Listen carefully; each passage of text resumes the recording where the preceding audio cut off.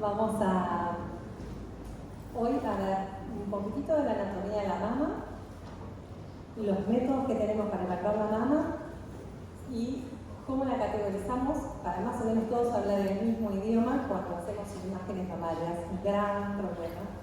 Hoy a la mañana, no me deja mentir a la idea, escribí en el pectoral respecto plumóvide. Esas cosas son las que generan, no sé, con microcalcificaciones, he visto floricientas, he visto que han puesto, y todo tiene, si todos ponemos palabras distintas y originales y nos ponemos a escribir un libro, el médico que recibe nuestro informe no entiende nada. Entonces, de hecho, esta chica que ha venido para ser cruzada, una de las que no había nada, como estaba todo descrito raro, el mastólogo dijo, no sé, la cruzate y la tiró a mí, y empezó a saber y terminás haciendo una ecografía de la función. Entonces, bueno, un poco esto es lo que ojalá pueda transmitir en estas 3 clases, que entendamos que la mama tiene que ser abordada a conciencia, utilizando, mirando todos los métodos, la mamografía y la ecografía van siempre juntas, y si tiene algún otro método de imágenes de la mama, es la mama también, o sea que también lo tenemos que tomar en consideración, no que utiliza resonancia, no importa, yo vengo a hacer una ecografía mamaria. ¿Sí? Es muy importante hablar con la paciente y entender sus antecedentes personales. No es lo mismo una chica joven que nunca hace un estudio que una paciente que tuvo cáncer de mama o que te dice que tiene la hermana, la tía, la abuela. No es lo mismo todo. Entonces, es súper importante en mama y en todo. Que entendamos que si tenemos un paciente adelante, está bueno hablar con él y preguntarle, porque ese paciente nos va a brindar siempre mucha información. Bueno, ¿qué métodos de imágenes tenemos? La mamografía y la ecografía es lo que todos conocemos, ¿no? Pero hoy tenemos mamografía 2D, que es la que está en su formato analógico, que todavía sigue existiendo. Está el formato digitalizado, donde obtenemos el analógico y lo pasamos por algo que lo digitaliza y tenemos una mamografía digital, pero también tenemos la mamografía digital directa. O sea, dentro de la mamografía 2D tenemos analógica, digital y digitalizada y digital. ¿Sí? Un médico muy conocido, Pascal, decía computarizada, sería la digitalizada. O sea, viene de una analógica y se transforma en digital en forma indirecta. Después tenemos la 3D, que en vez de tomar una imagen de cada exposición, va a tomar 40 imágenes. Como si fuera una tomografía multislice, bueno, lo mismo pero de la mano. Eso se llama 3D o tomosíntesis. Y hoy, que es la verdad del momento para los que hacemos imágenes mamarias, está la mamografía con contraste. Usa el mismo contraste que usamos para la tomografía, el contraste iodado, y se puede hacer con un 2D o con 3D, depende del equipo que tenga. Es un mamógrafo digital que tiene la posibilidad, como un software, que permite inyectar contraste y obtener lo que llamamos información, no solo anatómica, que es lo que nos da la mamografía y la ecografía, sino funcional. O sea, qué cosas captan contraste y las podemos ver en la mamografía. Por otro lado está la ecografía, la que todos conocemos, que se llama Mangasada o Handheld, y está la automatizada 3D, que es un aparato donde la paciente se acuesta y un técnico le pone un proyector grande y eso toma una imagen 3D que la podemos ver en coronal, en sagital, en axial. Eso solo sirve para screening, o sea, paciente que viene a hacerse una ecografía que no tiene antecedentes, que no tiene nada, pues aparece un nódulo y automáticamente va a la otra ecografía, que tiene que ver un médico que rastree, que categorice, etc. No tiene posibilidad de Doppler, no sirve para hacer funciones, no sirve para ver axila, porque eso está puesto sobre la mama, nada más. Entonces, es una buena herramienta, le entraron en América porque hay muy pocos médicos que hagan mama y necesitan a alguien que saque volumen de pacientes que se hacen ecografías todos los días. Y la resonancia magnética, que es otro método que es en las imágenes no solo anatómicas, sino funcionales, porque es a través del contraste, que es en este caso la línea. ¿Sí? Referente comparativamente, resonancia versus mamografía con contraste, que las dos nos dan información morfológica y funcional. La diferencia es que, si ustedes vieron alguna vez una resonancia, obviamente la resonancia nos aporta mucha más información, podemos ver más planos posteriores, ver cadena mamaria, ver un montón de cosas que la mamografía no vamos a poder ver, pero es un método más caro, más largo, 40 40 minutos por resonancia versus 7 minutos en la mamografía con contraste. Acá tenemos cómo se hace una mamografía. La paciente, hay una incidencia de frente para el caudal, se comprime la mama de arriba hacia abajo y se obtiene esta imagen, que es la cranio caudal. Luego la ponemos a la paciente siempre está parada, inclinamos el equipo en 60 grados y se van a dar cuenta que es el perfil medial lateral porque vemos los pectorales que están acá.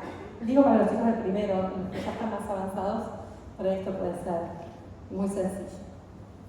¿Cómo interpretamos esto? Esta es la imagen craneocaudal, donde tenemos los dos frentes, siempre donde esté referenciado. Ahora con los equipos más digitales ya están las nomenclaturas y ponemos directamente externo e interno, pero hay que copiarlo. Esto es touch, ¿no? No sé cómo sacar esa base. Entonces, tenemos que es externo e interno, y en el perfil, donde está el pectoral está arriba, eso es superior, y abajo es inferior. De esta manera, si tenemos algo ahí, ¿dónde está? Cuadrante super externo.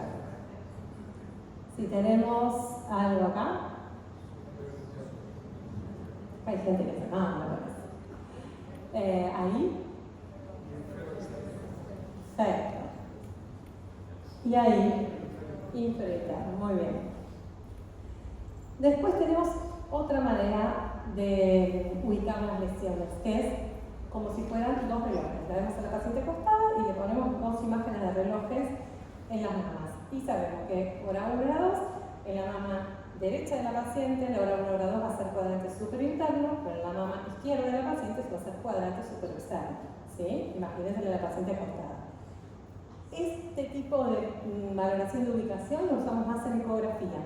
No es que acá lo ponemos así cuadrante superexterno, pero si decimos en una paciente, imagínense esta paciente está acostada, decimos cuadrante superexterno, puede ser hora 9, hora 10, hora 11, y en ecografía uno puede ser más específico que en mamografía, entonces conviene más poner la hora, es más fácil, más rápido poner cuadrante superexterno, pero les aseguro que cuando me viene una paciente para que la punce y veo cuadrante superexterno y es una paciente que tiene una mama así, estoy media hora buscando, pero si a mí me dicen hay un nódulo que está a 2 centímetros del pezón en la hora 1, yo ya sé que tengo que ir a este sector, lo voy a buscar cerca del pezón o periférico, me dicen un nódulo periférico, son un montón de datos que son súper importantes. Entonces, en ecografía tratemos de utilizar las horas y después en mamografía y también en ecografía es importante los planos, no es lo mismo y lo mismo en resonancia también.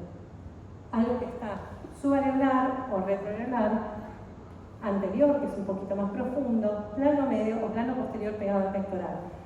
Todo eso es información que nos ayuda mucho, y más cuando se complejiza algo y necesitamos estudiarla con resonancia, donde es re importante si la paciente tiene varios nódulos, saber si el nódulo en cuestión está pegado al pectoral o está retroareolar o si está muy periférico.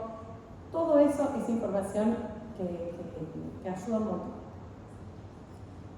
Hoy tuve una paciente joven, creo que 30 tenía, que debuta con una adenopatía muy grande en la axila izquierda. Tiene estudios que le dicen que no tiene nada en la mama. Entonces viene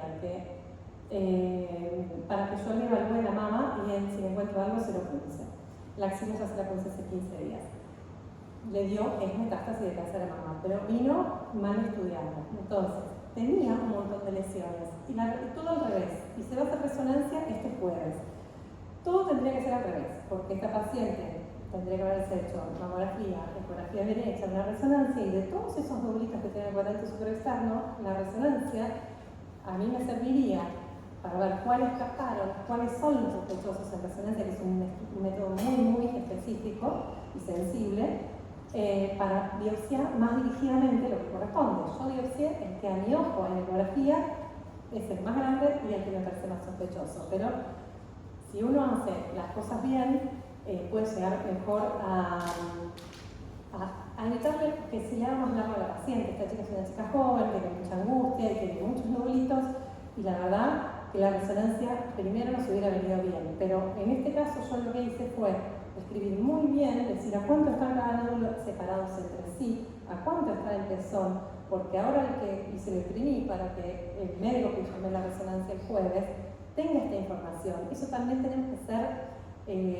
buena gente, solidarios con nuestros colegas, porque yo, es mucho trabajo todo esto, y freno, ya está, no, que se arregle. Y llega, y la chica va a ir a hacerse la resonancia. Si yo no le digo, lleva esto, dejáselo al médico, porque así te hace un mejor informe. Es súper importante para el médico que informa la resonancia saber cómo es la mamografía de esa chica, cómo es la resonancia, que sepa cuándo lo biopsié, porque yo ese nódulo que lo biopsié va a tener signos de inflamación en la resonancia. Se va a ver con cosas que le van a llamar la atención. Entonces tiene que saber que yo biopsié ese nódulo. Todo esto que le digo parece tonto, pero es un montón. Que ojalá se lo lleven por ustedes. Bueno, después tenemos otros, hay muchas formas, técnicas adicionales que se pueden hacer en mamografía. Las más usadas son magnificar algo para verlo mejor y con más definición o comprimirlo. La compresión es para cuando, como la mamografía nos comprime y vemos una sola imagen de todo comprimido, que esto es lo que evitamos con la 3D. En la 3D no vamos a tener asimetrías que nos llamen la atención porque lo vamos a ver corte a corte. Pero en la mamografía habitual, que es la 2D, cuando comprimimos siempre aparecen como manchones de tejido, que es lo que llamamos asimetrías. Entonces eso, con una compresión focalizada, que es un compresor chiquitito que lo que hace es abrirte todo ese tejido. Decimos, son imágenes de superposición, no es nada. Pero si persiste y lo comprimimos en el frente y en el perfil y sigue estando algo que persiste en las dos incidencias, es sinónimo de que existe. La magnificación, lo que se hace es se coloca una torre, esa torre aleja la mama iría acá, pero la mama va a estar acá. Al alejar, como con una lupa, cuanto más lejos alejamos la lupa del objeto, lo vemos más grande. También lo vemos menos definido, pero en mamografía lo que se hace, tiene algo, un software que sería el foco fino que llamamos, que hace que no solo amplía, sino que se ve con más definición que la mamografía convencional. Entonces, ¿para qué usamos eso? Cuando aparecen el cáncer de mama se puede ver como nódulos o como microcalcificaciones. Cuando tenemos microcalcificaciones, tenemos que ver si esas micros tienen características sospechosas o no.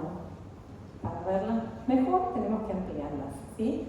No hay que ampliar cualquier cosa, porque ahí viene una frase que dice mi padre, que a veces si ampliamos cualquier cosa, lo que hacemos es aumentar la duda. No, es como ampliamos asimetrías y sí, vamos a ver una asimetría más grande, pero lo que hay que hacer es comprimirla, no ampliarla. Lo que hay que magnificar son las microcalcificaciones para ver qué características tienen. El cáncer de mama es el tumor más frecuente en la mujer. Se dice que 1 de cada 8 mujeres va a tener cáncer de mama a lo largo de su vida, y los hombres no se salvan de esto, es 1 cada 100. Pero tengan en cuenta que el hombre también puede tener cáncer de mama. Y en general, ni se enteran. Tengo pacientes en el rojo que se enteraron porque estaban caminando así en el pasillo y ven a un hombre sentado por entrar a mamas y le dice, ¿en serio? Porque a mí también me pasa eso. Bueno, y entró y tenía cáncer de mama y todo, porque no hay información acerca de esto. Entonces los hombres piensan que es un tema solo nuestro. La incidencia está elevada, el progresivo aumento y cada vez chicas más jóvenes. Yo hace 20 años que hago esto, tenía pacientes de 60 a 80, ahora tengo chicas desde 23 en adelante. Cada vez tengo más jóvenes y menos grandes. La mamografía es un método para hacer diagnóstico temprano, no es para salvarnos de tener cáncer de mama, ¿sí? Vengo a hacer la mamografía para que si aparece algo, lo encuentro a tiempo y hago el tratamiento que corresponde y me curo. Es el único método que tiene tantos años y tantos trabajos científicos que es el único que ha demostrado reducir en un 35 a 40% la mortalidad por cáncer de mama. Esto no ocurre con otros métodos diagnósticos, ¿sí? La resonancia tiene un montón de bondades, sin embargo, como todavía no demostró esto, se le sigue a veces dando que no, algunos no la piden, etc. Entonces, en reglas generales, las mujeres tienen que empezar a partir de los 40 años a hacerse una mamografía por año por el resto de su vida. Hay, acá es un mundo las mujeres con antecedentes, pero lo vamos a resumir que ustedes que las mujeres con muchos antecedentes, no la abuela o la tía sola, a los 80 tuvo cáncer de mama. Cuando hay muchos antecedentes familiares de cáncer de mama, o pocos, pero alguien que tuvo cáncer de mama a los 35 años o a los 40 años, o hombre con cáncer de mama, prima con cáncer de mama en edad temprana, cáncer de mama bilateral, todos estos cánceres que son como más en edades tempranas, bilaterales y así, ahí hay que parar las antenas y ir a un mastólogo que evalúe ese riesgo posible que podemos estar teniendo, y esas pacientes en reglas generales van a empezar a controlarse 10 años antes, desde la edad en que apareció el cáncer en ese familiar que tuvo cáncer de mama, ¿sí? O sea, si tienes un familiar que tuvo a los 40, probablemente tengas que empezar a los 30. Y acá, habitualmente, es donde en el control se agrega la resonancia. Pero eso requiere estudios genéticos, requiere por lo menos un familigrama, llaman los genetistas, que es un análisis de, bueno, una tutía tabular, hacen todo un análisis genealógico y dicen, bueno, listo, vos tenés que controlarte de otra manera para estar cuidada y no controlarte como la población general. En reglas generales, la mama está conformada por ductos y lobulillos, ¿sí? Tenemos un ducto principal, ductos que se ramifican y terminamos en un lóbulo, donde tenemos la unidad acino ducto lobulillar y adentro están los acinos. Entonces, en reglas generales vamos a tener carcinomas ductales y carcinomas lobulillares. Los ductales son los más comunes, el 85%, y el 15% los lobulillares. ¿Ahí vamos? Veo algunos bostezos por ahí. Está. Bueno, como les decía antes, el cáncer de mama se puede manifestar como cáncer o calcificaciones, ¿sí? ¿Por qué digo que las calcificaciones no son el cáncer? ¿Alguien me sabe explicar eso? Las chicas que están conmigo.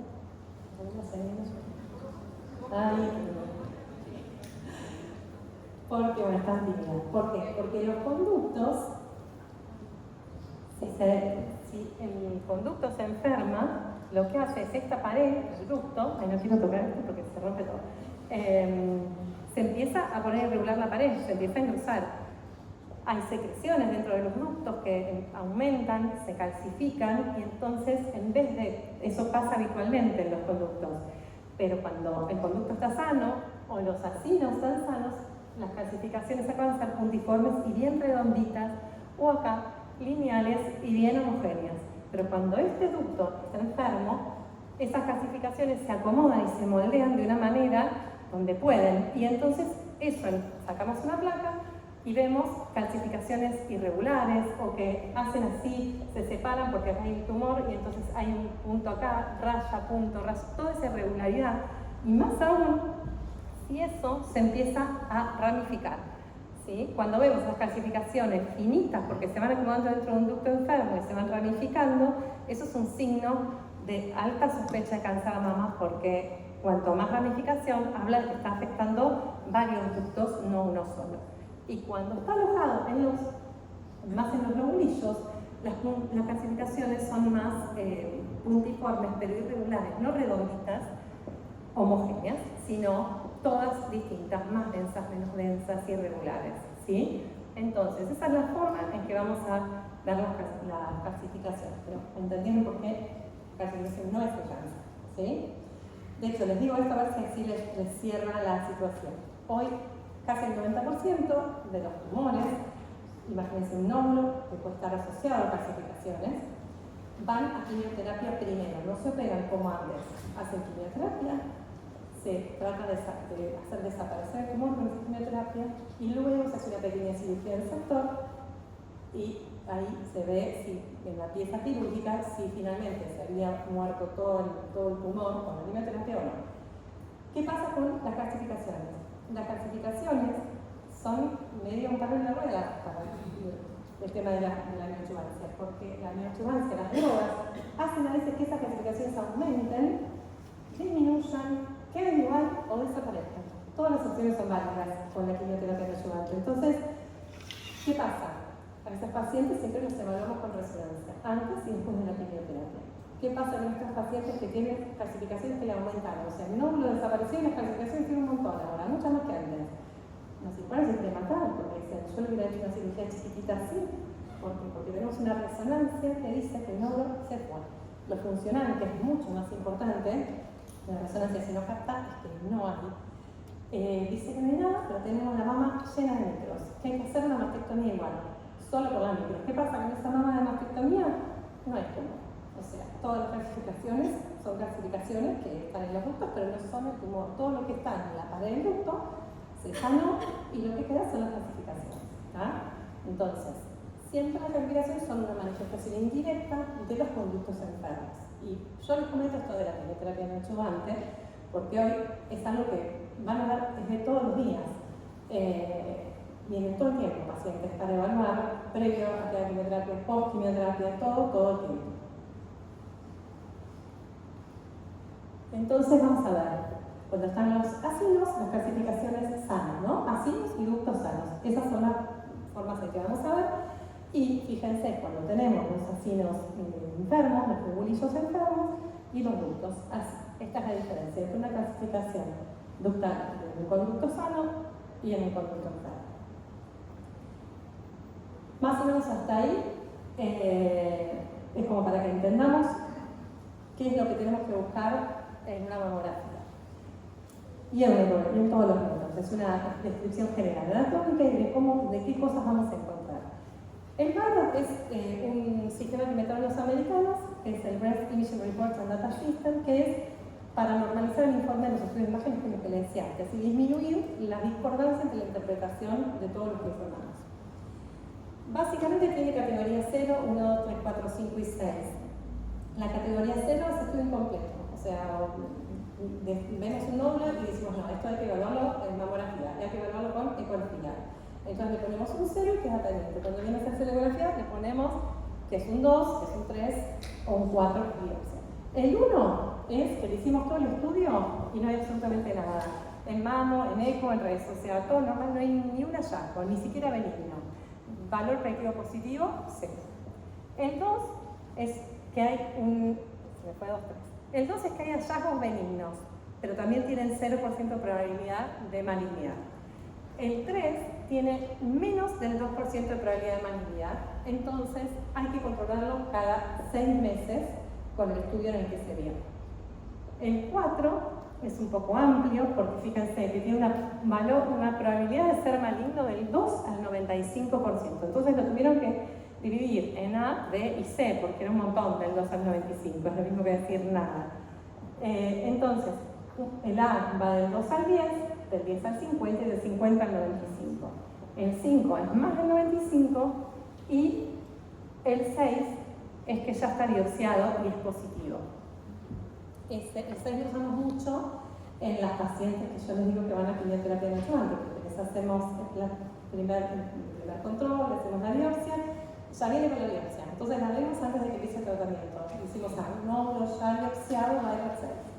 Hace toda la quimio, vuelve, y a veces el nódulito se redujo, pero persiste. Si persiste el nódulo, se ha reducido, midiendo actualmente tanto, va a ir al 6, porque es positivo.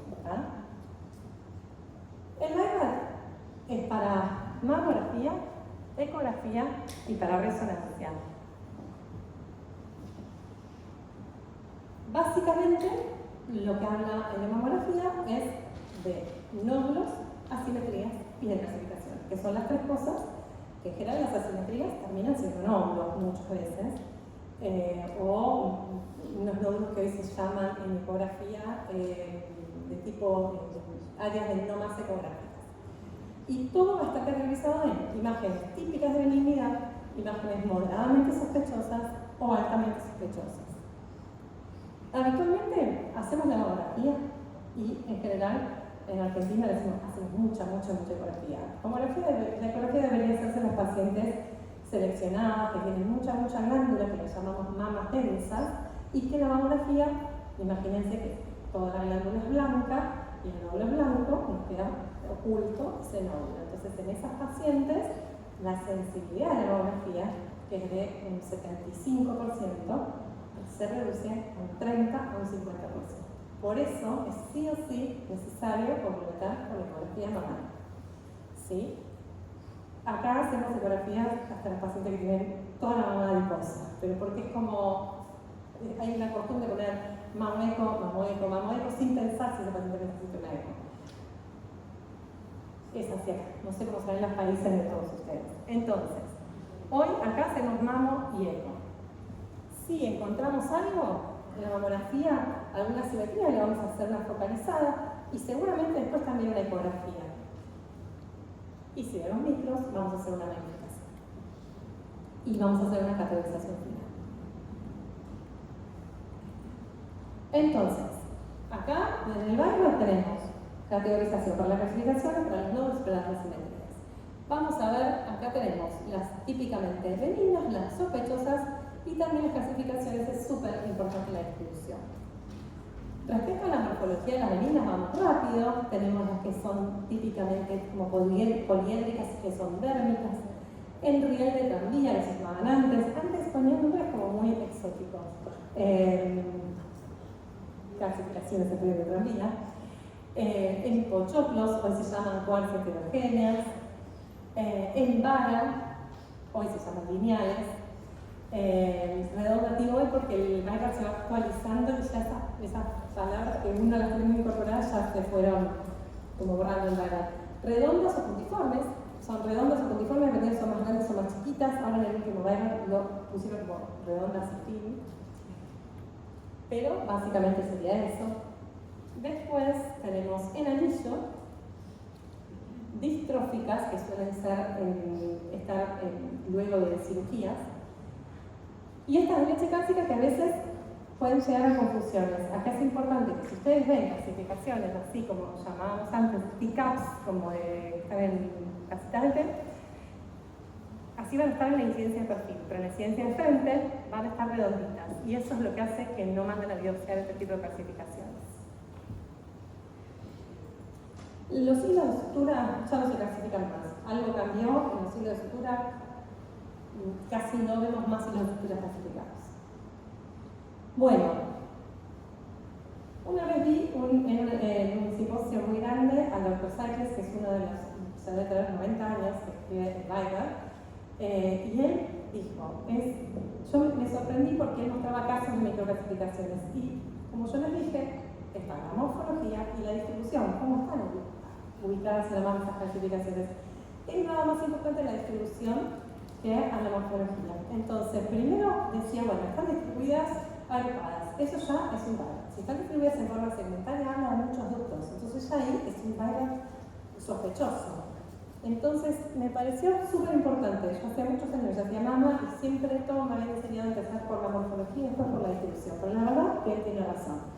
Porque aparte, fíjense, que estas mismas clasificaciones redondas, con esta morfología, sí, tienen una distribución difusa, son absolutamente benignas, viral 2. Si están agrupadas, es un viral 3. Y si están en forma lineal y segmentaria, es un viral 4. Entonces, es súper importante la distribución. Es hasta más importante que la morfología.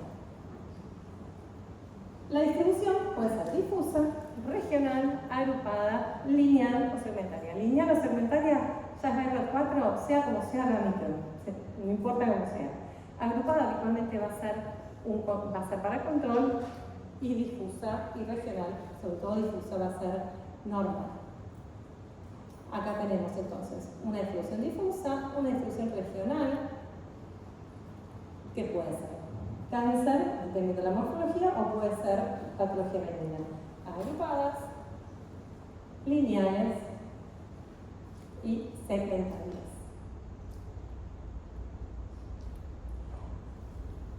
Entonces, acá vamos con la morfología sospechosa. Vimos la morfología benigna, vimos ahora la distribución de cómo pueden estar, y ahora vamos a ver la morfología que nos falta sospechosa. Vamos de arriba para abajo, el menor sospecha, dentro de las sospechosas, el menor sospecha con un valor predictivo positivo del 15%, estas que se llaman coarcas heterogéneas, que se parecen a las en pochoclo que les mostraba antes, pero más chiquititas. Amorfas, que son las que se llamaban en nubes, son como clasificaciones puntiformes que son tan tenues, cuesta decir si son redondas o cómo son. Finas pleomórficas, que es lo que serían como si fueran esas, pero como si fueran, antes se llamaban piedra roja esa, es como si fueran más molidas, ¿no? Como mucho más heterogéneas. Le pongo palabras así para que a ver si lo entienden. Y finas lineales. La palabra lineal ya te marca una característica importante, que es que haya calcificaciones lineales. Ya las calcificaciones lineales hablan de enfermedad del ducto y eso sube mucho el valor líquido positivo a un 70%. Todo esto no lo vamos a estar pensando en el 70%, el 20, el 15%, cuando estamos informando. Es como uno, teniendo todo esto en la cabeza, cuando está informando, puede decir a esto le ponen 4 ABC. No es obligatorio poner 4 ABC. Si ustedes ponen 4, esa paciente va a ir a biopsia. ¿Sí? Si le ponen 5, también. Pero a veces usamos el 4A o el B o el C para orientar al mastólogo si a nosotros nos da muchísima sospecha, es un C, que como ya decir es cáncer, o una de que, bueno, puede terminar siendo un Viral 3, que por el protocolo hubiera estado bien, pero que no nos convence. Acá tenemos entonces gruesas heterogéneas.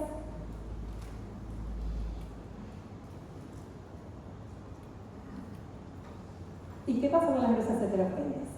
Si son múltiples y bilaterales, lo que es el Viral, es que probablemente se trata de no los muy habituales en las mujeres, que son los fibroadenomas calcificados. ¿Sí? Y en ese caso, si son múltiples y bilaterales, podemos poner un 2 y un 4. ¿Sí? Pero si es un solo grupo aislado, la posibilidad de que sea positiva es un 15% y entonces no queda otro que biopsiarlo. ¿Por qué? Porque calcificaciones con la misma morfología pueden ser fibroadenoma, necrosis grasa, fibrosis o carcinoma ductal in situ. Entonces, ¿es probable que un grupo de calcificaciones tipo esta, cuando la biopsiemos, sea benigna? Sí. Imagínense que tiene un 15% de probabilidad de ser maligna. Tiene un 85% probabilidad de ser benigna. Pero por ese 15% es que hay que biopsiarla sí o sí para el cuidado de la paciente. Porque aparte de nosotros mismos, pues el año que viene vuelve con el doble de las clasificaciones que tenía y el problema además de la paciente es nuestro. Amorfas, las que son en nube, tan tenues que son casi indistinguibles, tienen un poco más de valor de probabilidad de malignidad. Fíjense, obvio, pueden ser benignas, una adenosis o puede ser carcinoma ductal in situ. Hay que biopsiarlas igual. Estas, lo mismo, si son difusas y bilaterales, tenemos esas mamas que son una tortura realmente, porque imagínense estas que son indistinguibles, muy tenues, por toda la mama. Pero eso, lo que dice el Viral, después de analizar un montón, porque el Viral lo que hace es analizar, no sé, 2 millones de mamas con microclasificaciones difusas, amorfas, bilaterales, y dice esto fueron todas benignas. Entonces ahí dice esto entra dentro de esta categoría. Entonces, estamos habilitados por el Viral a que si son amorfas de distribución difusa y bilateral, a poner el Viral 2. Si están agrupadas por la morfología, son Viral 4, y si son lineales o segmentales, no importa la morfología, siempre va a ser un 4. Pinas pleomórficas, y después nos quedan las lineales. Las pinas pleomórficas, fíjense que puede haber alguna que haya sido benigna, ya estas son más raras que sean benignas, realmente tienen alta sospecha, pero fíjense que tienen un 29% de probabilidad de malignidad. Las que más fueron positivas fueron las que eran ya una distribución regional, segmentaria. Y después tenemos las finas lineales, que como les dije, ven que tienen clasificaciones lineales, redondas, pero ya cuando hay una lineal, ya son clasificaciones finas lineales, en este caso más ramificadas, y ya esta morfología tiene sola un 70% de probabilidad de malignidad. Si le agregamos una distribución segmentaria, mucho más. Y si la distribución es agrupada, igual va a ser alto, porque ya tenemos una alta probabilidad de malignidad ya solo por la morfología.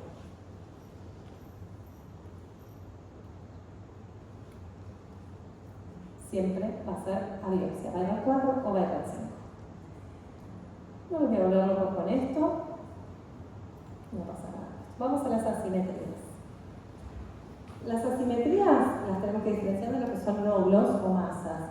¿sí? El nódulo base es con borde externo convexo, como una pelota, y la asimetría es como un pedazo de tejido glandular aislado. Entonces, ellos dicen que la palabra asimetría solo la debemos usar cuando es realmente una asimetría. Eso quiere decir que hay una imagen ahí y está solo en el perfil y en el frente no está. Esto es un hallazgo benigno y suele ser superposición de imágenes. Esto es lo que con la 3D no nos pasa. Asimetría global puede ser que la paciente nació con más mama de un lado y el otro, siempre somos todos asimétricos y hay gente que es más asimétrica en las mamas y en la distribución de su tejido glandular. También puede pasar que haya tenido una cirugía mamaria de un lado y que le haya sacado mucho tejido glandular, entonces tenga mucho más glandular que el otro.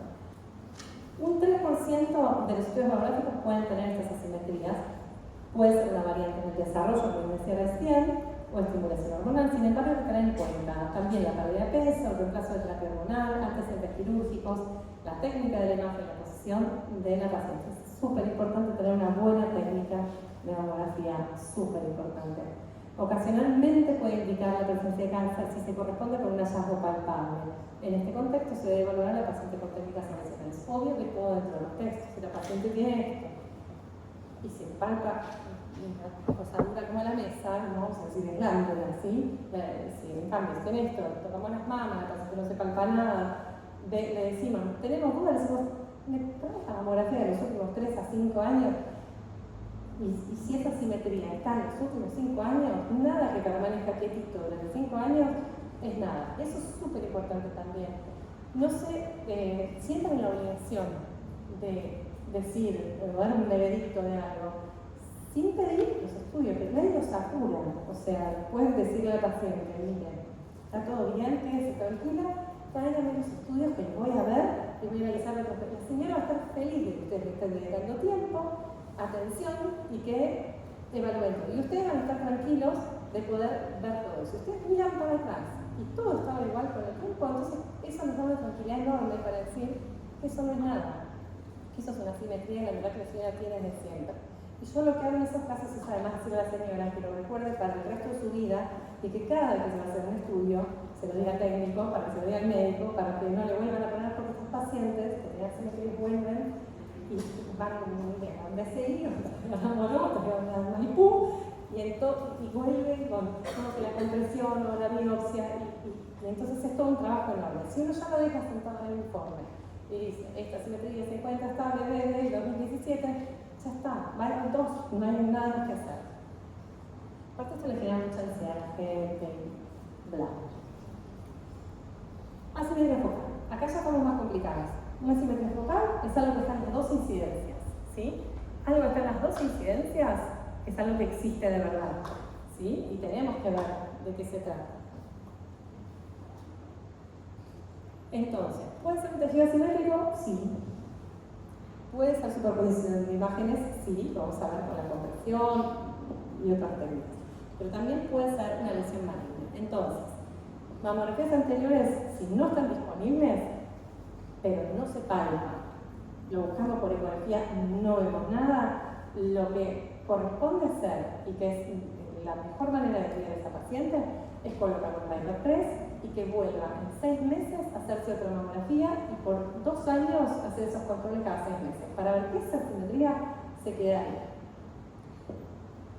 Si tiene mamografías anteriores disponibles y tiene estabilidad de un año, le ponemos Viper 2 porque quiere decir que ya que están bien. Estabilidad no un año, 2 años, mínimo 2 años, no sé por qué es un año. Pero también puede ser, y que es una posibilidad, que sigamos, que lo mostremos ecográficamente y que esa asimetría sea un nódulo, ¿tá? Y dependiendo de las características de ese nódulo, le vamos a poner la categorización en ecografía y la vamos a poner biopsia o le diremos todo bien. Vean.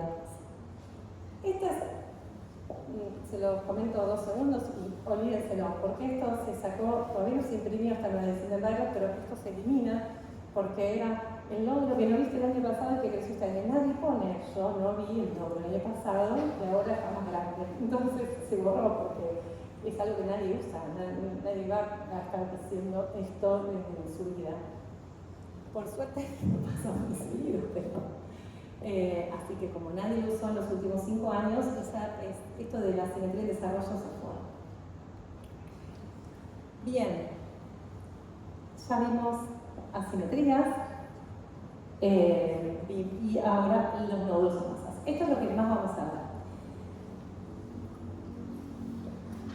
Forma de algo que un colega dijo una vez y creo que les puede servir para acordarse. Forma, margen, densidad.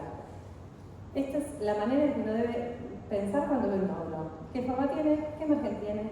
¿Y qué densidad tiene? Esto es mamografía. La densidad es para mamografía, ¿sí? En ecografía no se habla de densidad. Pero la forma y el margen son para mamografía y ecografía. Entonces, la forma es redondo, oval o irregular. Cuando tenemos duda de si es irregular, decimos, ¿es redondo o oval? Si no es ni redondo ni oval, pero acuérdense que es redondo o oval, ¿sí? Pelota de fútbol, pelota de rugby. Si no es pelota de fútbol, de rugby es irregular, ¿está? Porque a veces hay formas que son un poco difíciles. Y los márgenes. El margen es lo más importante, pero el margen, ojo que donde mejor lo vamos a ver, en mamografía lo vamos a intuir y en ecografía lo vamos a corroborar. Es lo más importante del nódulo, es el que nos habla de si es un nódulo benigno, que va a estar bien delimitado, o si es un nódulo sospechoso porque ya empieza a tener especulaciones o tendencia a quedar infiltrado. Entonces acá tenemos que puede ser circunscrito, o sea bien neto, o oscurecido, que está metido dentro de la glándula, que es lo que hablamos de la glándula mamaria, que queda como oculto con la glándula, y acá es donde la ecografía la necesitamos siempre. Y estos tres que son microlobulado, indistinto, que es que está como borrado el contorno y no vemos bien el contorno, y eso es porque algo pasa en ese margen de ese nódulo, o espicular. Y las densidades, cuanto más blanco, más sospechoso, y los radios reducidos que están llenos de grasa, habitualmente son lesiones de grasa, no tienen absolutamente ningún grado de sospecha. Entonces, oval, redondo y regular. Acá está el circunscripto, el margen circunscripto, oscurecido, ¿ven? Que se nos dificulta ver el contorno del mismo, ahí también.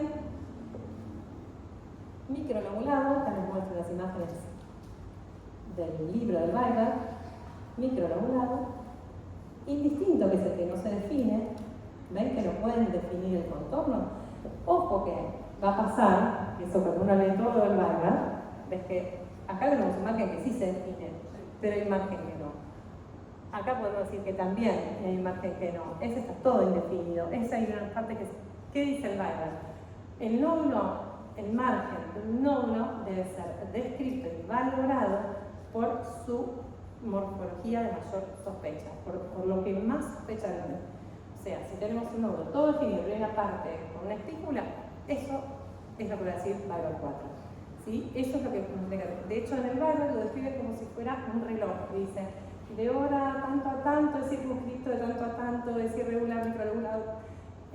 No vamos a ponernos, imagínense, si por cada nódulo, vamos a hablar de la hora de cada nódulo, porque no tiene sentido. O sea, ya si tiene un pedacito del nódulo microlobulado o una angulación o algo, ya es un Weiber 4. Esticulado. El esticulado habla de un nódulo que está infiltrando el tejido, ¿sí? Entonces, esto habitualmente es un Weiber 5, ¿sí? Porque no hay duda de que esto es maligno. Hoy, que estamos viendo muchas chicas jóvenes, las chicas jóvenes no hacen estos nódulos. Hacen nódulos que parecen benignos, ¿sí? Que son, porque hay desde la biología molecular hoy sabemos que esos nódulos se llaman triple negativos y son pelotas que crecen rápido, en un mes tiene una pelota de tenis, y ¿por qué no infiltran? ¿Por qué son redondos y parecen benignos? Porque no tienen tiempo de hacer la espícula, porque crecieron en un mes, o sea, ocupan espacio como pueden, y encima como son muy celulares, no tan fibrosos, estos son fibrosos, un nódulo va a llegar a hacer esto por ahí tiene 3 años para hacer toda esa espícula y eso que antes era como el nódulo que más veíamos, y en la ecografía lo vamos a ver que tira sombra porque es muy fibroso y el sonido no pasa. En cambio el otro, que es el de las chicas jóvenes, pasa el sonido, parecen quistes, porque ponemos Doppler y se prende adentro y decís, ah no, esto no es líquido, esto tiene tejido, tiene Doppler. Entonces, tengan en cuenta esto, ¿no? Esto se ve mucho ahora y estos nódulos, cuanto más tiempo tienen, más cosas tienen tiempo para hacer.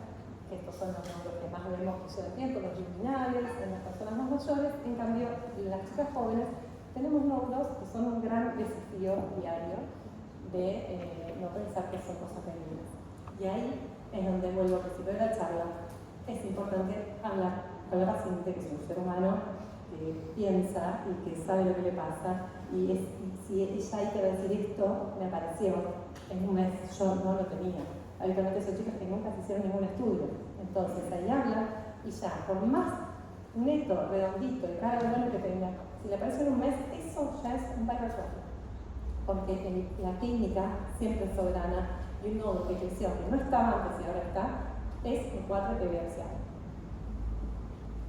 Bueno, la densidad no es muy importante, recuerden que es alta densidad más sospecha. Son pequeñas cositas que nos ayudan a la hora de categorizar cuando ustedes estén en eso. En ecografía es muy similar, el tipo de patrón no suma mucho, hay más homogéneos, menos. Fíjense que forma margen, la parte de forma D, la densidad se diría que es ecográfica, mamográfica, y acá no tenemos densidad, pero tenemos otras características a considerar. Habitualmente, si el nódulo es paralelo al plano cutáneo, va a ser benigno, no es una ley. Hoy vemos un montón de nódulos que son totalmente irregulares, con márgenes no circunscriptos y que son paralelos y hay que biopsiarlos, porque el margen es no circunscripto. Pero en general, un fibroadenoma, que es el tumor típico de las mujeres jóvenes, va a ser paralelo al plano cutáneo, y eso, si lo tiene hace mucho tiempo, o si tiene varios, si es bien neto y todo, es signo de benignidad. Los patrones, todos estos, y qué pasa detrás. Acá les muestro unos ejemplitos. Esto es un nódulo de forma redonda, oval, irregular, en la ecografía, circunscripto, no circunscriptos en ecografía. Está permitido poner directamente los circunscriptos si les da fiaca aprenderse qué es articulado, angular, indistinto, microlobulado. Si ponen no circunscripto, está bien, pero está bueno que ustedes sepan qué es no circunscripto, porque un borde angulado, uno dice, ah, esto es altamente sospechoso, o la espícula, o el microlobulado. Como estos son los que me digo, y mucho más redonditos y más cara de buenos en las chicas jóvenes. Normalmente en la última clase tengo un taller donde tengo casos y ahí les muestro. Acá está lo del eje. Paralelo es más, nos tira hacia algo benigno, no es ley, y vertical hacia algo maligno. Acá tenemos los patrones ecogénicos internos, que son otra cosa que podemos evaluar con ecografía y no con mamá, porque no podemos ver adentro un nódulo de mamá. Entonces, ¿qué es hiperecogénico? Ah, esto no les dije. En la mamografía vamos a decir más denso o menos denso respecto a la glándula. En ecografía vamos a hablar de más blanco o menos blanco respecto a la grasa. Entonces ahí tenemos un nódulo que es hiperecoico porque la grasa es gris y el nódulo va a ser más blanco, que lo tenemos acá, que es un poquitito más blanco. O va a ser isoecoico, igual que la grasa, o va a ser hipo, más oscuro que la grasa, o anecoico, que es líquido. Y acá tenemos la estructura que es heterogénea interna o sólido líquido, que es lo que se llama el complejo sólido líquido. Doctor, una pregunta.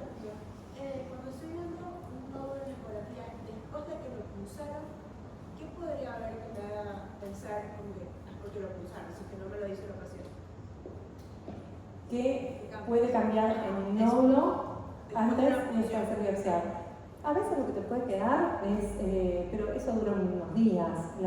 El paso de la aguja te deja como más ecogénico, o sea, la sangre del paso de la aguja de las pasadas, cuando vos estás pulsando vas viendo que sacás la aguja y te queda una rayita blanca dentro del nódulo, pero eso después se resuelve, porque yo después los veo los nódulos y eso se va. Vuelven a su estado como que natural, original. ¿Cómo? Vuelve al estado cero. Signos acústicos posteriores son herramientas adicionales que tenemos. No vamos a estar poniendo de cada nódulo que damos, todo esto es información dentro de sus cabezas para en el momento de ver algo, puedan tener herramientas para decir esto es sospechoso o no sospechoso. Puede no tener, o sea, no haber nada detrás del nódulo, puede haber refuerzo, que esto sucede en los quistes cuando es líquido, el sonido en ecografía pasa mucho y da refuerzo, que esto es lo que le digo que pasa con los tumores de las chicas jóvenes, que son redonditos, muy celulares y parece que fuera líquido, pero en realidad le ponemos Doppler. Si esto es líquido, no va a haber Doppler obviamente, pero el sonido pasa cuando no hay algo que lo detenga, ¿no? Acá, al revés, esto probablemente haya sido o una paciente que se operó y tiene mucha fibrosis o una calcificación, que el sonido no pasa y entonces nos da sombra posterior, o un nódulo muy fibroso, sospechoso maligno. Combinado, que puede ser que tenga líquido mixto, entonces va a dar sombra, refuerzo, puede pasar. Este, por ejemplo, es un nódulo oval con un margen acá medio lobulado, resultó ser una fibroadenoma. Este, fíjense que no sigue la regla de que es más vertical, es paralelo al plano cutáneo, sin embargo es un carcinoma ductal infiltrante y hasta tiene el refuerzo. Por eso le digo, nada de todo esto es ley. Cuando yo empecé era si da sombra es maligno, si es perpendicular es maligno. Hoy sabemos que no, que hay que ver muchas otras cosas más, la evolución, los márgenes, el Doppler, un montón de herramientas que nos ayudan a la hora de categorizar. Y esto que parece malísimo es una cicatriz con calcificaciones. Entonces, como signos de benignidad tenemos la hiperecogenicidad, que es habla de algo más grasa. Y tengan en cuenta, si tenemos un nódulo hiperecogénico y le hacemos la mamografía, justo, bueno, no tenemos una mama mega densa que nos complique la visibilidad, pero si ese nódulo no vemos nada, en una mama es totalmente fácil y grasa, y tenemos un nódulo así de grande, obviamente que si es algún nódulo de grasa, cuando le damos la mamografía, no lo vamos a ver, porque, o vamos a ver una pequeña línea y todo, radiología porque es grasa. Digamos esto cuando ustedes tienen dudas, decir, esto se ve de grasa, esto se ve de grasa, o será un nódulo de verdad, le piden la técnica, le haces una placa, y con eso, si ustedes ven que ese nódulo es radiolúcido, ya están seguros que es grasa, tienen esa herramienta fácil. A veces uno no sabe utilizar lo que tiene a mano. Signo de malignidad, bueno, ahí está. Cuán sospechoso es que sea más alto que ancho, cuán sospechoso es espícula, las micro, bueno, todo tiene pero son las tres cosas que están en el establo como altamente sospechosas. Acá tenemos una operación por las formas en eco y en mano, márgenes en ecografía, circunscriptos, no circunscritos, y acuérdense, si quieren sacar una foto de esto, lo único que varía es esto, ¿sí? Porque el oscurecido es porque el tejido glandular lo oculta y es puramente de mamografía, y el angular es un descriptor de margen que está solo aplicando mamografía, a ecografía. Bueno, acá un par de casitos. Forma, ¿qué se les ocurre?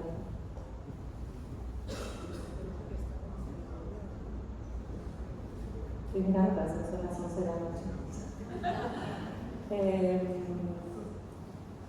Bueno, tardaron tanto que está vivo, no sé por qué. Bueno, les dije, redondo o oval. No es oval, es todo junto, irregular.